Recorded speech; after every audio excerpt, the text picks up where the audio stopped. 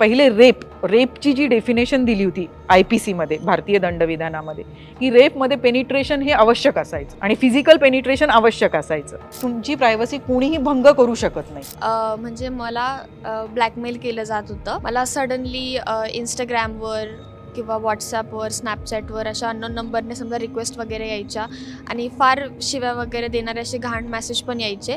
बाहेर घेऊन गेला तो तिला आणि तिच्यावर रेप केला आणि मारलं तिला. जिसमें 200+ लड़कियों का रेप हुआ था, तो वो कुछ ही दिनों में उनकी बेल भी हो गई. त्या आरोपीच्या शर्टाचं बटन सापडलं होतं आणि त्या बटनावर रक्ताचा डाग होता. प्रिएम्बल पाठ असणं गोष्ट वेगळी आणि प्रिएम्बल अंमलात आणणं गोष्ट वेगळी. पाठ असलं नुसतं तुम्हाला बाय हार्ट ते पाठ आहे तुम्ही म्हणताय म्हणजे तुम्ही ते इम्प्लिमेंट केलं याचा अर्थ असा होत नाही. तर तो ॲक्च्युली तो अंमलात आणला पाहिजे. त्याचं जिस्ट जे आहे, त्याचा इसेन्स जो आहे भारतीय संविधानाचा, तो आपण लक्षात घेतला पाहिजे आणि तो मेन आहे जस्टिस आणि इक्वॅलिटी. ह्या दोन गोष्टींमध्ये की जस्टिस कोणते कोणते जस्टिस सांगितलं तू पहिला जेव्हा सांगितलं तू? सोशल, इकॉनॉमिक आणि पॉलिटिकल. तर हे जे जस्टिस आहे, इक्वॅलिटी म्हणजे कोणताही जेंडर बायस तिथे असून आहे, सांपत्तिक कोणत्याही गोष्टीवर बायस असून आहे किंवा सेक्स, रेस, रिलिजन या ग्राउंडवर कोणतंही बायस किंवा डिस्क्रिमिनेशन असून आहे आणि इक्वॅलिटी बिफोर लॉ आणि इक्वल प्रोटेक्शन बिफोर लॉ. म्हणजे सगळेजण कायद्यासमोर समसमान आहेत. म्हणजे सगळ्याच दृष्टीने स्त्री पुरुष म्हणून पण, गरीब श्रीमंत म्हणून पण कोणत्याही क्रायटेरियाचं डिस्क्रिमिनेशन तिथे असून आहे. हा आपला संविधानाचा इसेन्स आहे. आणि संविधानाने दोन मोठ्या गोष्टी आपल्याला दिल्यात. एक फंडामेंटल राईट्स आणि सेकंड दिली 42nd अमेंडमेंट नंतर फंडामेंटल ड्युटीज त्याच्यामध्ये आलेल्या आहेत. आणि त्या ड्युटीजच असं सांगता की तुम्ही नॅशनल अँथम असो, तुमचं कोणतंही राष्ट्रगान, राष्ट्रध्वज ह्याचं तुम्ही सन्मान केला पाहिजे. तुम्ही एकमेकांशी बंधुत्वानी वागलं पाहिजे. तुम्ही जे काही तुमचे नॅचरल रिसोर्सेस आहेत मिळालेले त्याला प्रिझर्व केलं पाहिजे, त्याचं संवर्धन केलं पाहिजे. ह्या ड्युटीज पण तुम्हाला 42nd अमेंडमेंटनुसार त्याच्यामध्ये संविधानामध्ये इंट्रोड्यूस केल्या गेलेल्या आहेत. म्हणजे आपल्याकडे जेव्हा ती चातुर्वर्ण व्यवस्था जेव्हा आपल्याकडे होती त्यावेळेस ह्या गोष्टी झालेल्या आहेत. आता आपण त्याच्या खूप पुढे आलोय. बाबासाहेब आंबेडकर किंवा सावित्रीबाई फुले, महात्मा ज्योतिबा फुले यांनी आपल्याला त्या सगळ्या ह्याच्यातनं, म्हणजे आता तुमच्या जनरेशनला तर डिस्क्रिमिनेशन बऱ्यापैकी माहीत नाहीये की ॲक्च्युली कसं होतं, तुम्हाला फक्त ते वाचून माहिती आहे. तर ही खूप चांगली गोष्ट आहे आणि आपण आता त्या म्हणजे बरंच आपण त्यामध्ये सुधारणा करत आलेलो आहेत आणि ते इम्प्लिमेंटेशन प्रॉपरली होतंय. आता म्हटलं की कुणीतरी, तूच म्हणालीस मला वाटतं की ते होतंय किंवा नाही होतंय माहीत नाही, पण तसं लिहिलेलं आहे. ते पण काही अंशी खरं आहे. कारण जरी आपण बघत असलो की आपल्याला वाटतंय शहरामध्ये की ह्या गोष्टी होत नाहीयेत, तरी जेंडर बायस काय आहे हे आपण फेस करतो. आज इथे मॅक्झिमम मला मुली दिसत आहेत की बऱ्याच ठिकाणी हे होतं, म्हणजे की सेक्सच्या बेसवर डिस्क्रिमिनेशन केलं जातं. घरातूनच ते केलं जातं.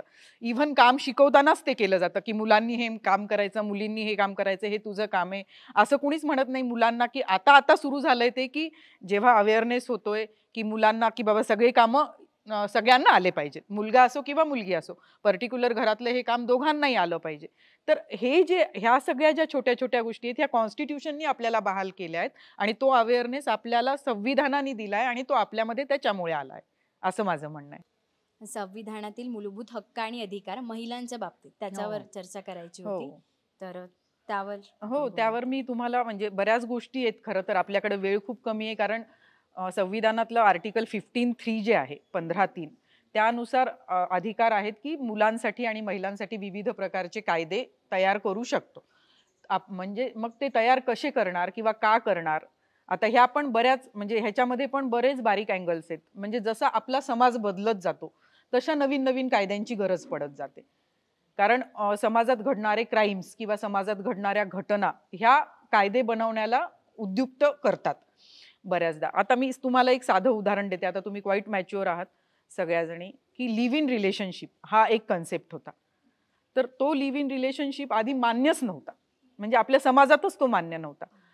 म्हणजे आपला समाज तो, म्हणजे एक स्त्री आणि एक पुरुष बिना लग्नाचं सोबत राहत आहेत, तर हे न पटण्यासारखी किंवा अजूनही ती न पटण्यासारखीच गोष्ट आहे, जरी ते कायद्याने मान्य केलेलं आहे तरी. तर असा कायदा का अंमलात आणायला लागला? कारण अशा गोष्टी व्हायला लागल्या समाजामध्ये.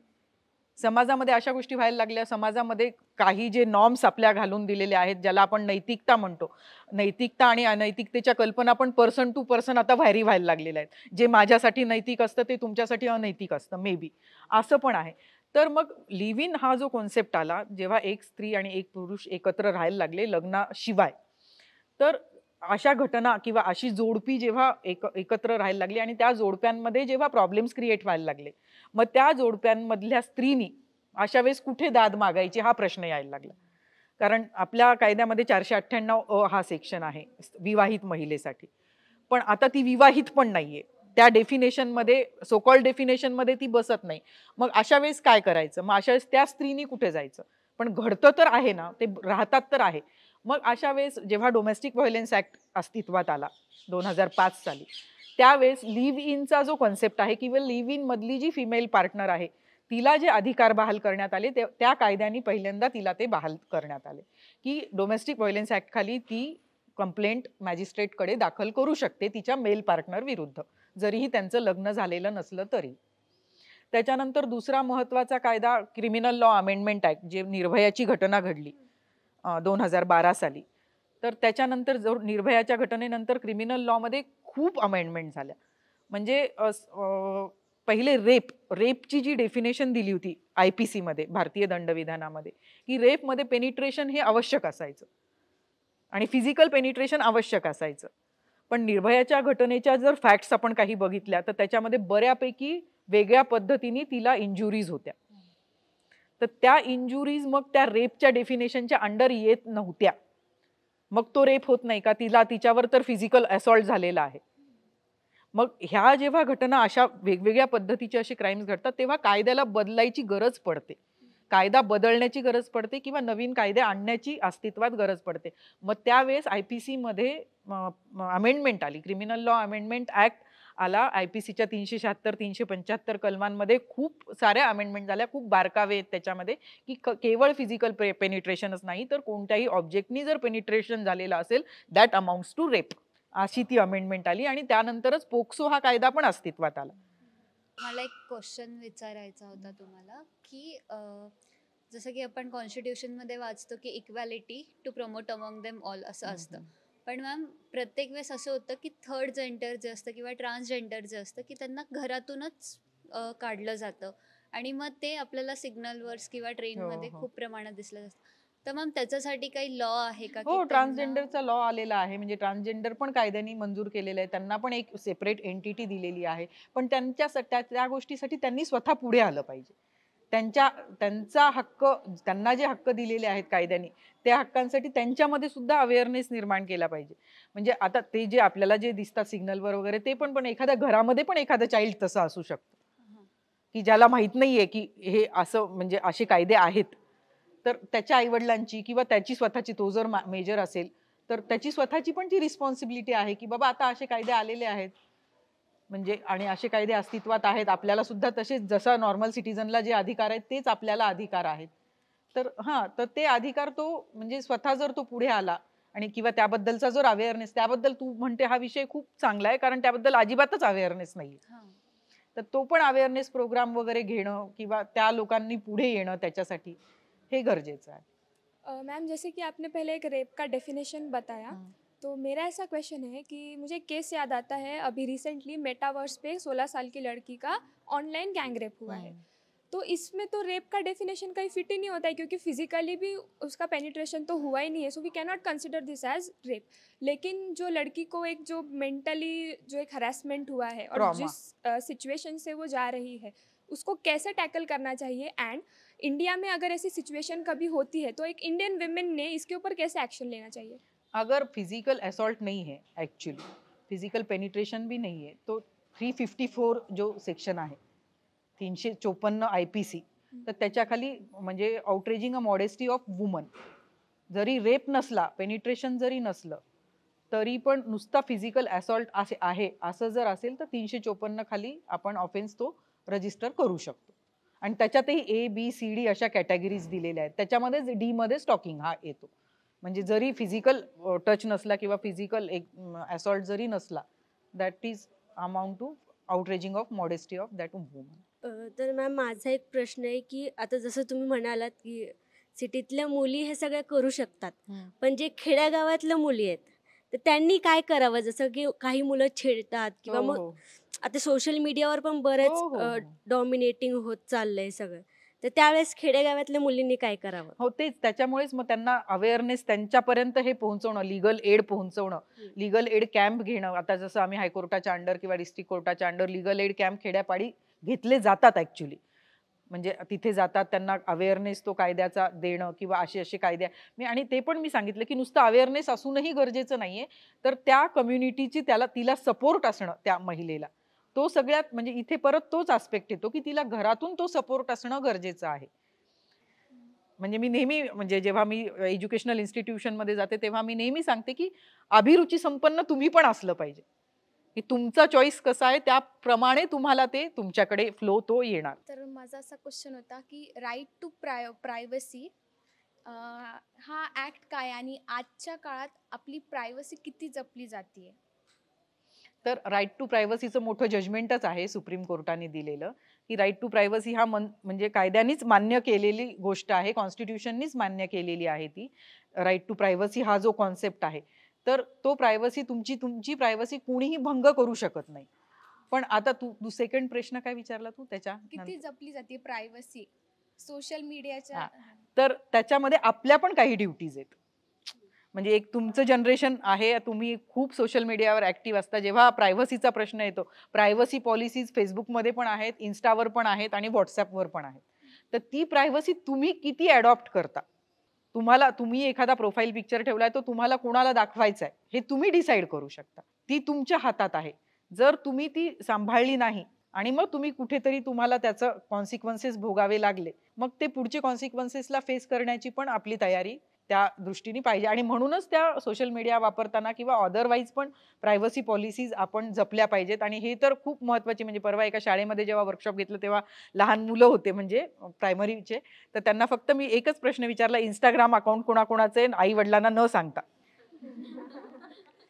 तर त्यांनी आणि ऑनेस्टली त्याच्यातल्या 10 मुलांनी हात वर केला की आहे आमचं म्हणून. आई वडिलांना, कारण तुम्ही दुसऱ्या नावाने करता म्हणजे मुलं काय करतात, जेव्हा आम्ही सायबर क्राईम जेव्हा आमच्याकडे येतात, सायबर रिलेटेड क्राईम जेव्हा इन्व्हेस्टिगेशन होतं, त्याच्यात तर सगळं पोस्टमॉर्टम होतंच, त्याच्यात तर सगळंच बाहेर येतं म्हणजे आमच्या समोर जेव्हा येतं तेव्हा. तर हा जो प्रायव्हसीचा इश्यू आहे तो आपल्याच हातात आहे आणि तो आपणच जपला पाहिजे. आणि त्या चौकटीत जर आपण राहिलो तर म्हणजे most of the cyber crimes टळतील असं माझं मत आहे. तर तुमच्या मोबाईलचं सेटिंग कसं आहे, तुम्ही लोकेशन ऑफ केलंय का, ते कुणाला दिसलं पाहिजे, तुम्ही तुमचे प्रोफाईल फोटो कुणाला दिसले पाहिजे, तुमचा पर्सनल प्रोफाईल कुणाला दिसला पाहिजे, ह्या प्रायव्हसी पॉलिसीज ऑलरेडी त्या कंटेंटमध्ये आहेत. फक्त त्या तुम्ही कशा यूज करता आणि त्याचा जर भंग झाला तर तुम्हाला नक्की अधिकार आहे कायद्याने. मला असा प्रश्न विचारायचा होता, आता बऱ्याच मुली हॉस्टेलला राहतात किंवा बाहेर राहतात, त्यांच्या म्हणजे अशा बऱ्याच घटना घडलेल्या आहेत, त्यांच्या वॉशरूममध्ये कॅमेरे वगैरे लावलेले असतात, तर त्यावेळेस ते म्हणजे जर ते रेकॉर्ड केलेलं असेल तर ते ब्लॅकमेल वगैरे करतात, त्यावेळेस मुलींनी काय केलं पाहिजे? जर असं लक्षात आलं की ब्लॅकमेल केलंय किंवा तुमचं काहीतरी रेकॉर्डिंग केलंय तर IT ऍक्ट खाली त्याच्या विरुद्ध गुन्हा नोंदवला जातो, IPC पण आणि IT act, information technology act खाली.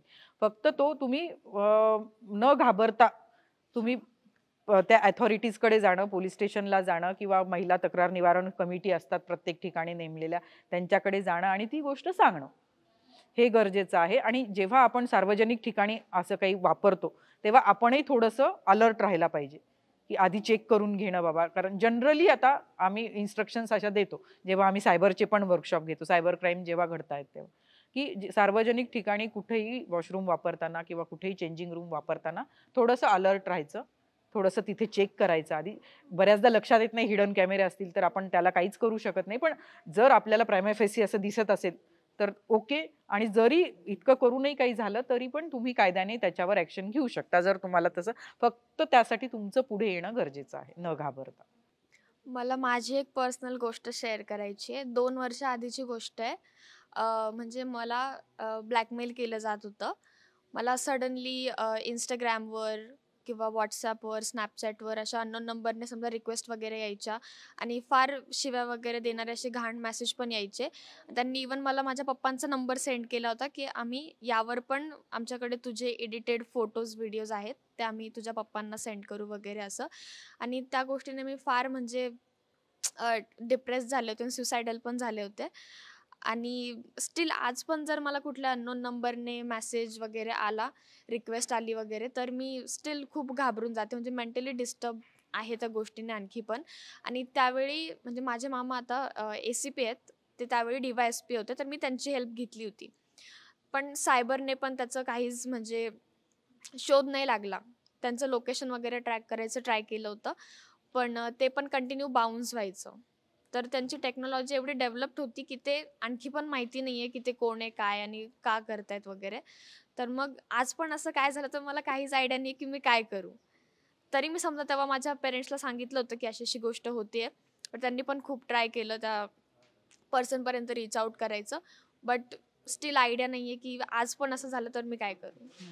नाही, आता म्हणजे सायबरच्या गुन्ह्यांमध्ये असे प्रकार बरेचदा घडतात. IP कारण आपण फिशिंगचे पण ऑफेन्सेस बघतो की अमाऊंट ट्रान्सफर करा म्हणतात. म्हणजे तुमचं सगळे डिटेल्स विचारतात, तुमचा OTP विचारतात आणि अमाऊंट ट्रान्सफर करा असं होतं. आणि त्याच्यामध्ये तू जसं म्हणते तसं बऱ्याचदा गुन्हेगारांचा शोध लागत नाही, कारण बरेच परदेशातले असतात त्याच्यामध्ये.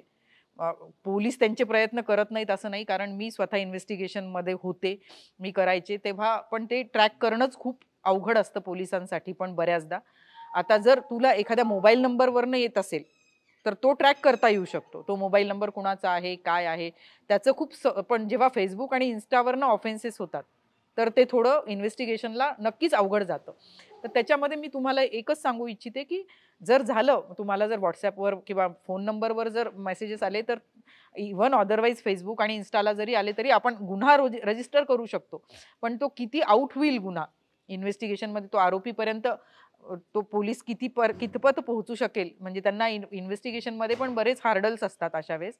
पण माझ्या मते जेव्हा मोबाईलचे गुन्हे घडतात, म्हणजे मोबाईल नंबरवरनं जेव्हा असे गुन्हे घडतात, तो ट्रॅक होतो आणि त्याला म्हणजे पनिशमेंट झालेली आहे, त्याला अरेस्टही झालेली आहेत अशा गोष्टींना. पण फेसबुकवरनं जरा ते नक्कीच अवघड असतं. त्याच्यामुळे आपणच ती प्रिकॉशन घेतली पाहिजे की कोणत्याही अननोन लिंकला क्लिक न करणं. आता माझं स्वतःचं फेसबुक अकाउंट हॅक झालं होतं. म्हणजे माझ्या अकाउंटवरनं दुसऱ्यांना लिंक जायची की ह्यांना तुम्ही या नंबरवर पैसे पाठवा. आणि मग माझे मित्रच आहेत, एक ACPच आहेत मुंबईला, त्यांना तो मेसेज गेला त्यांच्या मेसेंजरवर माझ्याकडून. मग त्यांच्या लक्षात आलं माझं फेसबुक अकाउंट हॅक झालंय. त्यांनी मला फोन करून सांगितलं की तुमचं असं असं झालेलं आहे, तुम्ही एक फेसबुकला मेसेज टाकून द्या की हॅक झालेलं आहे आणि कोणीही ट्रान्सफर करू नका.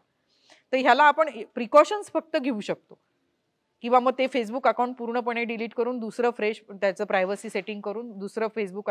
कारण आता आपण ITच्या जमान्यात वावरतोय, आपण बंद तर आपण ह्या गोष्टी करू शकत नाहीत. पण त्याचा वापर किती रिस्ट्रिक्टेड आणि फक्त कामासाठी किती करू शकू ह्याच्यावर मात्र आपलं नियंत्रण पाहिजे. पण अदरवाईज जर तुम्हाला फोनवरनं वगैरे असे अश्लील मेसेजेस, अशा धमक्या येत असतील तर तुम्ही नक्कीच पुढे यायला पाहिजे. आणि सायबर सेल आपला जो इथला आहे तो खूप ऍक्टिव्ह आहे औरंगाबादचा, किंवा रादर सगळीकडचेच. मोबाईल गुन्हे मात्र ओपन होतात, मोबाईल गुन्हेगार सापडतात आणि सापडलेले आहेत म्हणजे आतापर्यंतच्या ह्याच्यामध्ये. तर घाबरून जाण्याचं काही कारण नाहीये त्याच्यावर की मला असे मेसेज येत आहेत किंवा असलेले मेसेज.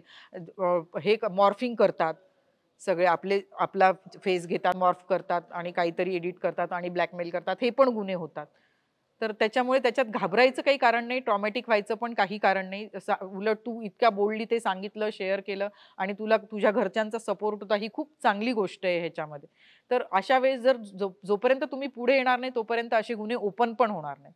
तर अशा वेळेस पुढे येणं आणि मेन म्हणजे आपल्यावर रिस्ट्रिक्शन्स आपण काही घालून घेणं. मी हे खूप सांगेल सायबरच्या गुन्ह्यांमध्ये की स्वतःवरच तुम्ही रिस्ट्रिक्शन घालून घ्या. काही गरज नाहीये प्रोफाईल फोटो सगळ्यांनाच दिसला पाहिजे तुमचा. नाही दिसला तर फरक नाही पडत, तुम्ही ते प्रायव्हसी सेटिंग करा. प्रत्येक तुमच्या अपडेट्स तुम्ही इन्स्टावर किंवा फेसबुकवर शेअरच केलं पाहिजेत, काहीच गरजेचं नाहीये. हा, तुमची काही एक पर्टिक्युलर अचिव्हमेंट असेल, काहीतरी ओकेजन असेल तर ते तुम्ही नक्की टाका. कारण सोशल मीडियाचा जमाना आहे, इन्फॉर्मेशन टेक्नॉलॉजीचा सध्या इरा चालू आहे. तर त्याच्यामुळे मी ते थांबवा असं म्हणणार नाही, फक्त त्याचा वापर रिस्ट्रिक्टेड करा आणि त्याचे कंटेंट्स तुम्ही जे अभिरुची संपन्न व्हा, की तुम्ही काय पाहताय, काय करताय ह्याच्यावर स्वतःवर तुम्ही नियंत्रण ठेवा. जसं की आता ग्रामीण भागातल्या ज्या मुली असतात ते नॉर्मल पोलीस स्टेशनमध्ये कंप्लेंट करायला जातात, पण मॅम तिथे असं म्हणजे जसं बऱ्याचदा आपण मूवीजमध्ये वगैरे बघतो किंवा आम्ही आर्टिकल 15 पण ही शॉर्ट फिल्म बघितली होती, त्याच्यामध्ये ते सेटलमेंट करून घेतात आणि ते गुन्हे तिथेच संपतात. तर मॅम त्यांनी कसं पुढे यावं किंवा त्यांनी कोणाची हेल्प घ्यावी त्यांना, कारण की अवेअरनेस तर असतो की पोलीस स्टेशनमध्ये जायचं, कंप्लेंट करायची, पण तिथले जे पोलीस असतात ते पैसे घेऊन घेतात आणि ती केस क्लोज होती. आणि जरी दुसऱ्यांकडे जी ती केस गेली तर ते एवढं काही त्याचं इन्व्हेस्टिगेशन करत नाही किंवा काही होत नाही. तर त्या मुलींनी तेव्हा कसं काय करावं आणि कुठे जावं? त्याच्यामध्ये एक म्हणजे कायद्याने पण एक प्रोव्हिजन आपल्याला दिलेली आहे पर्टिक्युलर. म्हणजे मी टेक्निकॅलिटीमध्ये तुम्हाला समजणार पण नाही आणि मी फार जाणार पण नाही. पण जेव्हा असं होतं की तुम्ही एखाद्या कंप्लेंट घेऊन पोलीस स्टेशनला गेलात आणि पोलिसांनी घेतली नाही ती कंप्लेंट, बऱ्याचदा असंही होतं. पोलीस म्हणतात काही नाहीये ह्याच्यामध्ये, FIR रजिस्टर करण्यासारखं नाहीये, जा तुम्ही. असं पण बऱ्याचदा होतं. तर त्याच्या कायद्याअंतर्गत CRPC अंतर्गत तुम्हाला 156(3) हा एक सेक्शन आहे. त्याच्याखाली तुम्हाला मॅजिस्ट्रेटकडे डायरेक्ट प्रायव्हेट कंप्लेंट फाईल करता येते कोर्टामध्ये. पोलीस स्टेशनला जायची गरज नाही. म्हणजे जर पोलीस स्टेशनला गेलात आणि त्यांनी जर रिजेक्ट केली ती कंप्लेंट, तर तुम्ही त्यांच्या हायर अथॉरिटीजकडे SP कडे एक अर्ज द्यायचा फक्त फॉर्मॅलिटी म्हणून. SPनी त्याच्यावर ऍक्शन घेतली तर ठीक आहे, नाही घेतली तर तुम्ही मॅजिस्ट्रेटकडे अर्ज दाखल करू शकता 156(3) खाली, की असं असं आम्ही पोलीस स्टेशनला गेलो होतो आणि आमच्या केसचा कॉग्निझन्स घेतला गेलेला नाहीये. तर मॅम आपण आता अनेक ठिकाणी बघतो की माझीच मैत्रीण होती की ग्रामीण भागामध्ये बघतो की अनेक बालविवाह होतात. हो. तर त्यावेळेस तिची इच्छा नव्हती लग्न करायची, की मग त्या लग्न वगैरे तिथे अरेंजमेंट झाली. मग नंतर ना एका व्यक्तीने कॉल केला, मग त्या ठिकाणी पोलीस आले, मग ते लग्न मोडलं. पण काही वर्षानंतर ना आता तिचे आईवडील सुद्धा म्हणतात की आपण 21 वय झाल्यावर 18 वय झाल्यावर करूयात आपण, पण तिची इच्छा नाही आहे, तिला शिकायचं आहे, तिला शिक्षणात पुढं करायचं आहे काहीतरी, पण तिला एक सपोर्ट नाही भेटत आहे. मग त्याच दृष्टीने आपण बघतो की समाजात अनेक मॅरिडियल रेपसुद्धा होतात. मग त्या विरुद्ध आपण कसं एक मदत कशी करू शकतो अशा महिलांना, किंवा काय कायदे आहेत त्या विरुद्ध? नाही, आता जर तिची इच्छा नसेल तर पहिली गोष्ट तर तिने त्याच्यात बंड करून थोडंसं म्हणजे की मला लग्न करायचंच नाहीये. आता तिचं चाइल्ड मॅरेज तर थांबवलं गेलं, म्हणजे ती घटना तर तिथेच संपली. आणि पुढची गोष्ट राहिली की तिला जबरदस्ती लग्न करतायत. तर जबरदस्ती लग्न करत असतील तर तिने पोलीस स्टेशनला जाऊन सांगायचं की माझ्यावर हे प्रेशराईज करतायत. आणि जर ती 18 वर्षाच्या वरती जर असेल तर तिला तिचे अधिकार आहेत. आता परत तोच प्रश्न येतो की तिने तिच्या आईवडिलांच्या विरुद्ध तिला बंड करून थोडंसं स्वतःचं फर्म डिसिजन घेऊन की मला लग्न हे करायचं नाहीये, म्हणून त्याच्यावर मला शिक्षण झाल्याशिवाय लग्न करायचं नाहीये, किंवा तिची काही म्हणजे जेव्हा जेव्हा तिला करायचंय तेव्हा ती करेल, तर तिचा तो पर्सनल मुद्दा आहे आणि ती त्याला कसं डील करते ते तिच्यावर डिपेंड आहे. म्हणजे ऍक्च्युली तिच्यावर जबरदस्ती करायलाच नाही पाहिजे, पण आपल्या इथे होतं की आता लग्नाचं वय झालंय, करून टाक लग्न, म्हणजे झालंय वय म्हणून लग्न करायचं असं. म्हणजे त्या मुलीची इच्छा असेल तर ओके, पण नसेल तर त्याला आता तिलाच ते थोडंसं स्वतः स्ट्रॉंग होऊन आणि थोडासा सपोर्ट मिळवून बाहेरून, आणि जर फायनान्शियली ती इंडिपेंडंट असेल तर प्रश्नच नाही. मग आता म्हणजे इमोशनली तर आता ती गोष्ट तर खूप मोठी राहिली. इमोशनली पण तुम्ही इंडिपेंडंट पाहिजे आणि फायनान्शियली पण इंडिपेंडंट पाहिजे. आणि जर ह्या 2 गोष्टी तुमच्याकडे असेल तर no one can beat you. Ma'am माझा अजून एक प्रश्न आहे, जे रेड लाईट एरिया असतात त्यात पण बऱ्याच वेळेस म्हणजे रेपच्या घटना घडतात, पण त्यांना म्हणजे तेवढा विरोध नाही करतायत त्या रेपबद्दल.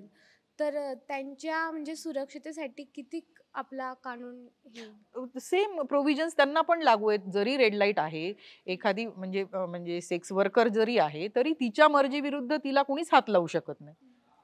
जरी ती ते काम तिचं करत असेल तरी पण तिच्यावर जबरदस्ती जर कोणी केली तर इट अमाउंट्स टू रेप, आणि IPC खाली ती त्याच्या विरुद्ध गुन्हा रजिस्टर करू शकते.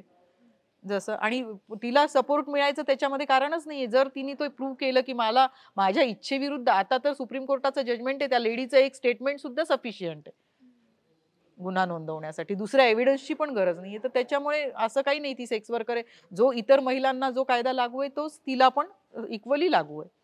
माझा एक असा प्रश्न होता मॅडम, की आता रेप होतात वगैरे, म्हणजे मुली जेव्हा कळायला लागतात, समजा लहान वयामध्ये कोणती मुलगी असेल, 4थीत असेल किंवा 5वीत असेल, तेव्हा घरातलंच कोणी असेल, काका असेल, मामा असेल, दादा असेल किंवा बाहेरील कोणी असेल, ती प्रवास करताना तेव्हा तिला गुप्तांगांना हात लावला जातो किंवा काही केलं जातं. पण त्यावेळेस तिला कळत नाही की माझ्यासोबत काय होतंय.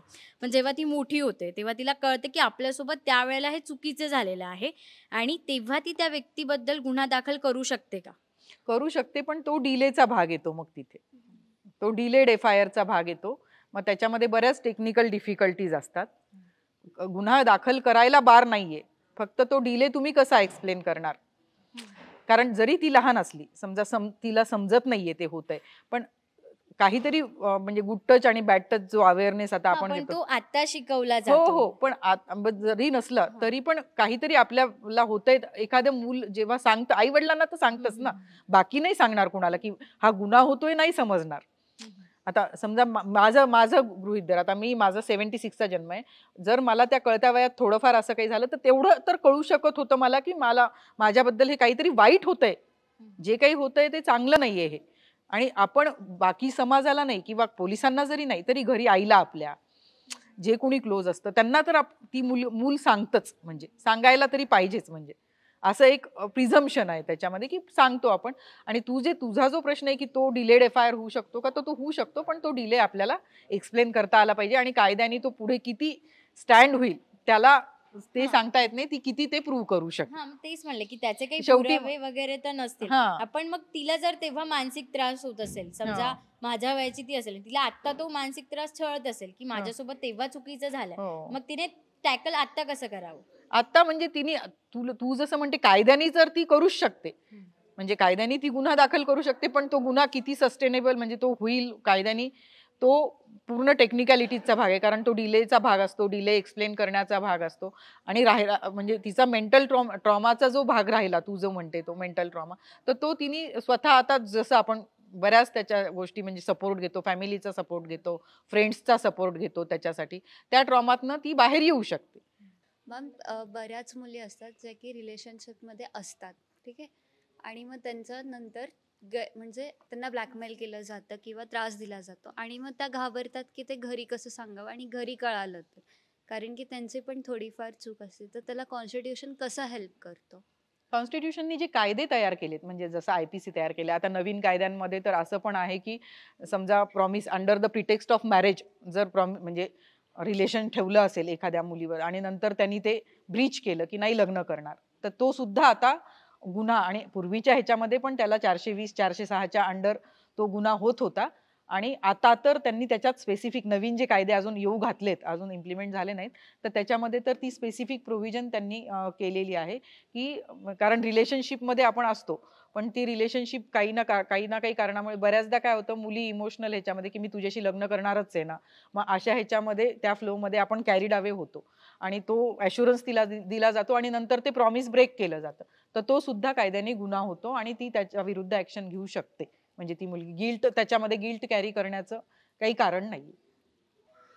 मैम 1992 का जो अजमेर रेप स्कैंडल था, जिसमें 200+ लड़कियों का रेप हुआ था, I hope you remember. Yeah तो I am not remembering actually. Yeah it is one of the biggest rape scandal of India.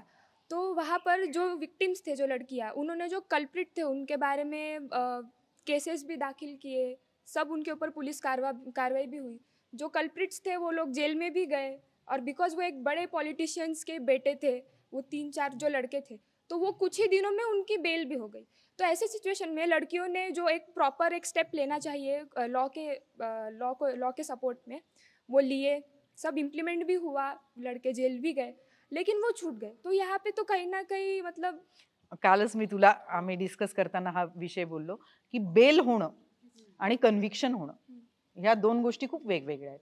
हे आधी तुम्ही लक्षात, आपल्याकडे ना लगेच म्हणजे एखादं मॅटर झालं किंवा एखादा क्राईम घडला आणि त्या आरोपीला बेल झाली की आपण लगेच रस्त्यावर येतो, तो सुटला. तो सुटत नाही. बेल झाली म्हणजे तो सुटत नाही, तो ट्रायल त्याची चालणार आहे, त्याच्या विरुद्ध अजून बऱ्याच साक्षी पुरावे एव्हिडन्स सगळा होणार आहे आणि त्याच्यानंतर त्याला कन्व्हिक्शन होईल का नाही, त्याला शिक्षा होईल का नाही, हे नंतर ठरणार आहे.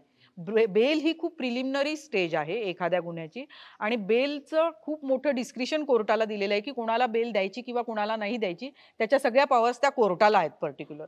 तरी पण जेव्हा सिरियस ऑफेन्सेस घडतात खूप, म्हणजे 302 किंवा म्हणजे मर्डर किंवा रेप किंवा पोक्सोच्या अंडर जेव्हा हे होतं, किंवा अॅट्रॉसिटीजचे जेव्हा गुन्हे, तर अॅट्रॉसिटीजमध्ये तर त्यांनी असे काही काही एका स्पेशल ॲक्टमध्ये तर बार सुद्धा दिलेलं आहे की या ॲक्टमध्ये बेल देण्यात येऊ नये किंवा कोणत्या कंडिशनमध्ये बेल देण्यात यावी.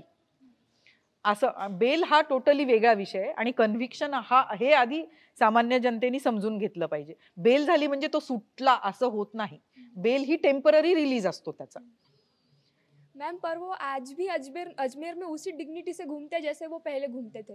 आता त्याच गुन्ह्यातले नाही, असे कितीतरी आरोपी आहेत की जे बेलवर सुटतात आणि असे फिरतात. पण जेव्हा कन्व्हिक्शन होईल त्यांना, जेव्हा ती ट्रायल चालेल, आता ते सुटले, त्या केसचं एंड काय झाला मला माहित नाही. जर त्यांना ॲक्विटल आलेलं असेल तर प्रश्नच येत नाही त्याच्यामध्ये. म्हणजे जर त्यांना फायनली म्हणजे क्लिअर ॲक्विटल आलं असेल, कारण ॲक्विटल येणं सुद्धा एव्हिडन्सचा भाग असतो. मी जे सांगितलं, बऱ्याचदा व्हिक्टिम गर्ल्सच त्याच्यामध्ये होस्टाईल होऊन जातात. एकच आस्पेक्ट नसतो त्याच्यामध्ये. जेव्हा ट्रायल चालते कोर्टामध्ये, जेव्हा तू म्हणते ना ट्रायल जेव्हा चालते, त्याच्यात बऱ्याच गोष्टी टेक्निकॅलिटीज बऱ्याच असतात. एव्हिडन्स तो उभा केला पाहिजे, त्या मुलीचा तो एव्हिडन्स किती म्हणजे ग्राह्य धरलाय कोर्टाने ते महत्वाचं आहे. त्याला सपोर्टिंग एव्हिडन्स कोणता आहे तो धरला. मी आता फक्त म्हणजे तुझ्यासाठी एक मी केस सांगते, म्हणजे मीच चालवली ती, स्टेटकडनं मी होते त्याच्यात सरकारी वकील म्हणून. पोक्सोची केस आहे. 5 वर्षाची मुलगी होती ती, आणि 5 वर्षाच्या मुलीला वडापाव खायला न्यायचं तिला म्हणून शेजारच्या एका 30 वर्षाच्या मुलानी बाहेर घेऊन गेला तो तिला, आणि तिच्यावर रेप केला आणि मारलं तिला म्हणजे. आणि त्याला 20 वर्षाचं कन्व्हिक्शन झालं खाली. 20 वर्षाची त्याला शिक्षा लागली, आणि तो हायकोर्टात आला. म्हणजे त्याने ते अपील दाखल केलं, आणि ते अपील म्हणजे त्याच्यामध्ये सरकारकडनं मी होते. तर आधी हायकोर्टाचा व्ह्यू असा होता की त्या कन्व्हिक्शन चुकीचं आहे. कोणत्या ग्राउंडवर त्याला कन्व्हिक्ट केलं, कारण त्याच्या विरुद्ध काहीच पुरावा नाही. कारण अशा केसेसमध्ये काय असतं, एक तर त्याच्यात डिलेड FIR होता. म्हणजे ती घटना घडली, म्हणजे ती मुलगी मिसिंग झाली, त्याच्यानंतर 2 दिवसांनी तिच्या आईच्या लक्षात आलं. म्हणजे तिच्या आईने मिसिंग कंप्लेंट पण दिली नाही 2 दिवस की माझी मुलगी हरवली आहे. कारण ती एक धुणं भांडे करणारी लेडी होती. तिला तो अवेअरनेसच नव्हता की जाऊन मिसिंग द्यावी किंवा डिले झाला तर आपल्या केसवर परिणाम होईल. तर हायकोर्ट ह्या मुद्द्यावर होतं त्या केसमध्ये की ह्याच्यामध्ये डिले आहे, तिने का बरं मिसिंग दिली नाही, त्यांनी मला विचारलं हायकोर्टाने, आणि आम्ही ह्याला सोडणार ह्या आरोपीला. हे कन्व्हिक्शन सस्टेनेबल नाहीये असं हायकोर्टाचं त्यावेळेस म्हणणं होतं. पण माझं आर्ग्युमेंट त्याच्यामध्ये असं होतं की मी तेच सांगितलं की ती बाई लेबर आहे, ती धुणेभांडे करते, तिला हे डिले बिले म्हणजे हे जे टेक्निकल आहे कायद्यातलं तिला हे काही माहिती नाहीये की मी जर डिले केला तर माझ्या मुलीवर झालेला गुन्हा तो गुन्हेगार सुटेल, हे तिला कुठे तो अवेअरनेसच तिला नव्हता. तर आणि दुसरी गोष्ट त्याच्यामध्ये खूप महत्वाची होती एव्हिडन्स, एक सर्कमस्टन्शियल एव्हिडन्स, ज्याला डायरेक्ट एव्हिडन्स जरी नसला तरी सर्कमस्टन्शियल एव्हिडन्स त्याच्यामध्ये असा होता की जो स्पॉट पंचनामा केला होता पोलिसांनी, तो जर बारकाईने वाचला तर त्या स्पॉट पंचनाम्यामध्ये त्या आरोपीच्या शर्टाचं बटन सापडलं होतं, आणि त्या बटनावर रक्ताचा डाग होता, आणि तो रक्ताचा डाग त्या मुलीचा होता. म्हणजे CA रिपोर्ट जो मी वाचला त्याच्यामध्ये, त्या CA रिपोर्टमध्ये ते सगळं मॅच होत होतं. तर तेवढा पॉइंट मी फक्त कोर्टाला पॉइंट आउट केला की म्हणजे on this sole ground the conviction should be upheld असं सांगितलं होतं, आणि मग ती 20 वर्षाची शिक्षा हायकोर्टात पण त्याची अपहेल्ड झाली. तर जेव्हा ट्रायल होते केसेसची तेव्हा ह्या बऱ्याच गोष्टी असतात. म्हणजे फक्त तू जसं म्हणते ना की तो खरंच तो रेप झालाय का, मग तो रेप किती प्रूव्ह झालाय, CA रिपोर्टमध्ये खरंच ते आलंय का, ब्लड स्टेन्स कोणाचे, म्हणजे इतक्या गोष्टी असतात ह्या केसेसमध्ये. त्या फक्त अशा इतके सुपरफिशियल नसतं की ती म्हणती केला म्हणजे केला असं होत नसतं. त्याला बरेच सपोर्टिव्ह एव्हिडन्स असतात, मेडिकल एव्हिडन्सेस असतात. बऱ्याचदा केस जेन्युइन असते पण लॅक ऑफ एव्हिडन्समुळे पण सुटते. तर आता आपण ते आपला कायदा, आपलं कॉन्स्टिट्यूशन आपण अडॉप्ट केले, आपण त्याच्या बाहेर नाही जाऊ शकत. जर तो एव्हिडन्सच पुरेसा नसेल आणि ते सुटलं तर आपण काहीच नाही करू शकत त्याच्यामध्ये. बऱ्याचदा मुलीच म्हणतात की नाही माझं काही नव्हतं, म्हणजे मला काही केस चालवायची नाहीये पुढे, त्यांचं कॉम्प्रोमाइज होतं, असं पण होतं. मग अशाही ह्याच्यामध्ये ते सुटतात. मग त्या पर्टिक्युलर मग अशा केसेसमध्ये काय झालेलं आहे म्हणजे तर ते आपण प्रेडिक्ट नाही करू शकत. जोपर्यंत सगळं ते जजमेंट आपण वाचणार नाही तोपर्यंत ते कळणार नाही की नेमकं काय झालेलं आहे त्याच्यामध्ये आणि का बरं ते सुटलेले आहेत. मॅम एक शेवटचा प्रश्न होता माझा की तुम्ही आत्तापर्यंत आम्हाला असे कायदे सांगितले की जे महिलांसाठी आहेत, मुलींसाठी आहेत. आपल्या राज्यघटनेला लिहून सुद्धा इतकी वर्ष झाली, म्हणजे 75वा आपण प्रजासत्ताक दिन साजरा करतोय. पण समाज आणि जो कायदा आहे किंवा पोलीस आहे यांच्यामध्ये जी दरी आहे, म्हणजे आज काही झालं, एखादी घटना घडली तर आपण पोलीस स्टेशनमध्ये जायला घाबरतो किंवा कितीही सुशिक्षित फॅमिली असली किंवा कितीही सिटीमधून आपण असलो तरी एक अनकम्फर्टेबल वाटतं त्यांना की तिथंपर्यंत जायला, की असं म्हणतात की पोलिसांपर्यंत नको, आपला कोर्ट आणि पोलिसांपर्यंत दोघांकडेही नको नको म्हणतात. जायला. कोर्टाची पायरीच चढू नये हां. असं म्हणतात. म्हणजे आपली घटना लिहून इतकी वर्ष झाली तरीही कायदा आणि समाज याच्यामध्ये इतकी दरी का आहे? तर त्याला पण बरेच म्हणजे बऱ्याच खूप चांगला प्रश्न आहे हा नेहमी, कारण आपल्याकडे म्हणच आहे कोर्टाची पायरी चढू नये. कारण त्याच्यामध्ये पण बऱ्याच आस्पेक्ट्स आहेत. कारण जेव्हा एखादी घटना घडते तरी म्हणूनच आता काही कायद्यांअंतर्गत की 3 महिन्यात ती डिसाईड करा, एक्सपिडाइट ट्रायल घ्या, की जेणेकरून त्या व्हिक्टिमला आणि सगळ्यांनाच, अॅक्युजला, व्हिक्टिमला आणि बाकीच्यांना घरच्यांनाही तो त्रास सहन करावा लागू नये, अशा पर्टिक्युलर कायद्यांच्या. पण आपल्याकडे ना त्याला टेक्निकल डिफिकल्टीज पण इतक्या आहेत की पेंडन्सीच आपल्याकडे इतकी आहे की कितीही कोर्टाने ठरवलं, आता आम्ही बघतो की 3 महिन्यात ही एखादी केस डिसाईड करायची आहे असं ठरवलं तरी ती 3 महिन्यात होत नाही, त्याला एक्सटेन्शन द्यावंच लागतं. कारण कायद्यांचं आणि म्हणजे मॅटर्सची पेंडन्सीच एवढी आहे की त्याला तो डिले होत जातो. आणि तू जे म्हणती की जी दरी आहे, आता पहिली स्टेप ही पोलीस स्टेशनला जाणं असतं, तर पोलिसांकडेच आपल्याला जायला आधीच भीती वाटते. तर त्याच्यासाठी सुद्धा आता जेव्हा मी स्वतः पोलीस डिपार्टमेंटला 10 वर्ष मी काम केलंय, तेव्हा पब्लिक ॲट लार्ज पर्यंत पोहोचणं, रूट लेवलपर्यंत पोहोचणं आणि ती भीती घालवणं पोलिसांमध्ये, ती म्हणजे इन्व्हेस्टिगेशन मशिनरीवरची फार मोठी ती जबाबदारी आहे. आणि बऱ्यापैकी ते काम पार पाडतात. बऱ्याच ठिकाणी आता police inspectors, lady police inspectors जातात, वर्कशॉप घेतात की जेणेकरून समाजामध्ये त्यांनी मिसळावं. आणि दुसरी ह्याच्यामध्ये महत्त्वाची गोष्ट अशी येते की तिथे जायचं म्हणजे वेळ जातो. सेकंड थिंग, बदनामीला घाबरतात मुलीचे आईवडील किंवा जेव्हा फिमेलचा विषय येतो तेव्हा.